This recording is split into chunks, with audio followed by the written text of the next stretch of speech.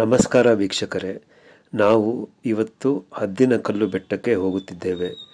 ಇದು ಬೆಂಗಳೂರು ಮಂಗಳೂರು ಹೈವೇಯಲ್ಲಿ ಯಡಿಯೂರು ಆದಮೇಲೆ ಏನು ಟೋಲ್ಗೇಟ್ ಸಿಗುತ್ತೆ ಅಲ್ಲಿ ನಾವು ಬಲಗಡೆ ತಿರುಗಿದ್ರೆ ಈ ಮುಖ್ಯ ದ್ವಾರ ಸಿಗುತ್ತೆ.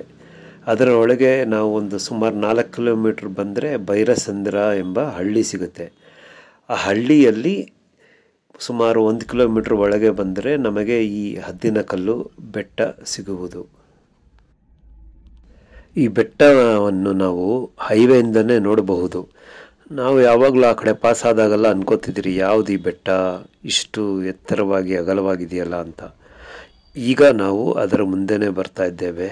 ನಿಜವಾಗಲೂ ಎದುರುಗಡೆ ನೋಡಲು ಅದ್ಭುತವಾಗಿದೆ.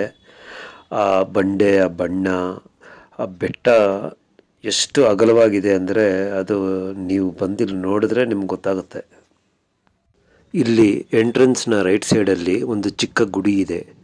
ಇಲ್ಲಿ ರಾವಣನ ಪುತ್ರ ಇಂದ್ರಜಿತನಿಗೆ ಪೂಜೆ ಸಲ್ಲಿಸುತ್ತಾರೆ. ಇಲ್ಲಿ ಬಲಿಯೂ ಕೊಡುತ್ತಾರೆ. ಈಗ ನಾನು ಬೆಟ್ಟ ಹತ್ತಲು ಸ್ಟಾರ್ಟ್ ಮಾಡ್ತೇನೆ.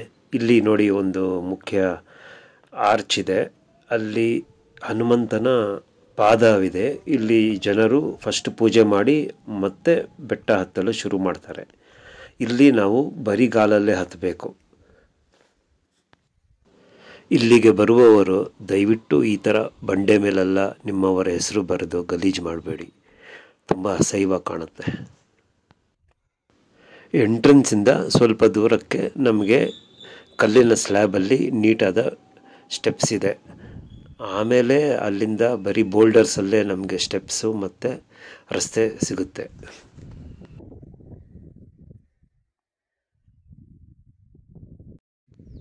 ಈ ಬೆಟ್ಟವನ್ನು ದೂರದಿಂದ ನೋಡಲು ರೆಕ್ಕೆ ಬಿಚ್ಚಿರುವ ಹದ್ದಿನ ಹಾಗೆ ಕಾಣುತ್ತದೆ. ಅದಕ್ಕೆ ಈ ಬೆಟ್ಟಕ್ಕೆ ಹದ್ದಿನಕಲ್ಲು ಎಂಬ ಹೆಸರು ಬಂದಿರುವುದು ಎಂದು ಇಲ್ಲಿ ತಿಳಿಸಿದರು. ಇಲ್ಲಿ ವೀಕೆಂಡ್ಸಲ್ಲಿ ತುಂಬ ಜನ ಇರುತ್ತಾರೆ. ನೋಡಿ, ನಾನು ಆ್ಯಕ್ಚುಲಿ ಇವತ್ತು ಬಂದಿರೋದು ವೆಡ್ನೆಸ್ಡೇ, ಆದರೂ ಇಲ್ಲಿ ತುಂಬ ಜನ ಇದ್ದರು. ಇಲ್ಲಿ ಸುತ್ತಮುತ್ತಲಿನ ಜನರಿಗೆ ಇಲ್ಲಿನ ಹನುಮಂತನ ಮೇಲೆ ತುಂಬ ಭಕ್ತಿ. ಇಲ್ಲಿ ನೋಡಿ, ನಮಗೆ ದಾರಿ ಉದ್ದಕ್ಕೂ ಗಿಡ, ಮರ, ಬಂಡೆ ಸಿಗುತ್ತಲೇ ಇರುತ್ತೆ. ತುಂಬ ಸುಂದರವಾಗಿದೆ ಇದು. ನೀವು ಈವನ್ ಆಚೆ ಕಡೆ ಏನು ವ್ಯೂ ಕಾಣುತ್ತೆ, ಆ ಊರು, ಅಷ್ಟು ದೂರಕ್ಕೆ ನ್ಯಾಷನಲ್ ಹೈವೇ ಎಲ್ಲ ನಾವು ನೋಡ್ಬೋದು ಇಲ್ಲಿಂದ. ನಾವು ಅಲ್ಲಲ್ಲಿ ಬಂಡೆಯ ಮೇಲೆ ಆಂಜನೇಯನ ಪೇಂಟಿಂಗ್ ಸಹ ನೋಡ್ಬೋದು. ನಾವು ಇಂಥ ಜಾಗಕ್ಕೆ ಆವಾಗಾಗ ಬರ್ತಾ ಇದ್ದರೆ ನಮಗೆ ಮನಃಶಾಂತಿ ಸಿಗುತ್ತೆ ಮತ್ತು ನಮ್ಮ ದೇಹಕ್ಕೂ ಒಳ್ಳೆ ಎಕ್ಸಸೈಸ್ ಇದು.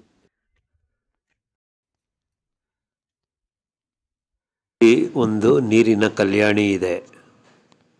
ಇಲ್ಲಿ ಸುಮಾರು ಜನ ಭಕ್ತರು ಈ ನೀರಲ್ಲಿ ಸ್ನಾನ ಮಾಡಿ ಮತ್ತೆ ದೇವಸ್ಥಾನ ಕಡೆಗೆ ಹೋಗುತ್ತಿದ್ದರು. ಈ ಬೆಟ್ಟದ ಸ್ಟಾರ್ಟಿಂಗ್ ಸುಮಾರು ಒಂದು 15 ನಿಮಿಷ ನಾವು ಮೇಲೆ ಹತ್ಸ್ತಾನೆ ಬರಬೇಕು. ಆಮೇಲೆ ನಮಗೆ ಸ್ವಲ್ಪ ಫ್ಲ್ಯಾಟ್ ಆಗಿರೋ ನೆಲ ಸಿಗುತ್ತೆ. ಅಲ್ಲಿಂದ ಸ್ವಲ್ಪ ರಸ್ತೆ ಹೀಗೆ ಇರುತ್ತೆ. ಇಲ್ಲಿನ ಪ್ರಕೃತಿಯ ಸೌಂದರ್ಯ ನೋಡ್ತಾ ಇದ್ದರೆ ನಮಗೆ ಆಯಾಸನೇ ಆಗೋದಿಲ್ಲ.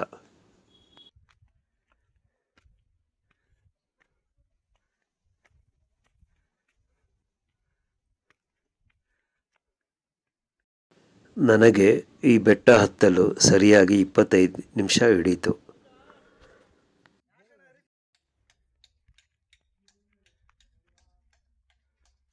ಇಲ್ಲಿ ದೇವಸ್ಥಾನದ ಒಳಗೆ ಗರುಡಗಂಬವಿದೆ. ಆ ಗರುಡಗಂಬದಲ್ಲಿ ಆಂಜನೇಯನ ಮೂರ್ತಿಯೂ ಇದೆ.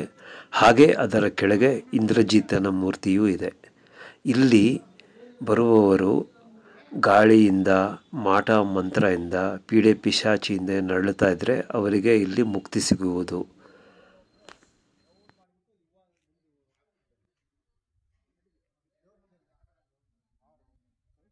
ನನಗೆ ಕೆಳಗೆ ಇಳಿಯಲು 20 ನಿಮಿಷ ಸಾಕಾಯಿತು.